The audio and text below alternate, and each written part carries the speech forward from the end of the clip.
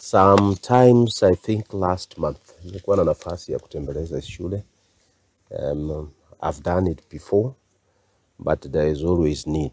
Nitembea huko na nikapata watoto wengi hawana bidhaa ya kulalia kama mattresses, wengine wanalala chini ya sakafu, hawana vitanda, wengine wale hawawezi ku make their movements freely because hawana wheelchairs.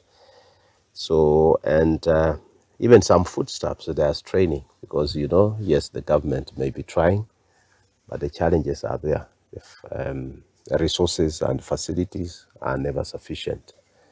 So from there, I invited the president of Lions Club.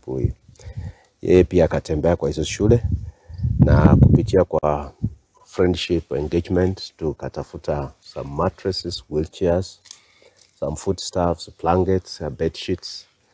Tunataka kupea hao wanafunzi siku ya leo. Umetukumbuka hakika, hao watoto wanateseka. Wheelchair in most cases umetusave sana kwa sababu wengi wao wana crawl chini. Na msaada huu wako, what we can do now is just to pray for you.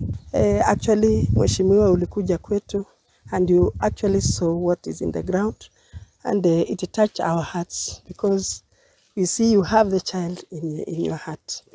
We want also to appreciate because it is through you that we got to get these things through from the Lions Club Eldoret. We want to appreciate even the president Lions Club because you introduced him to us and he has really given us good things.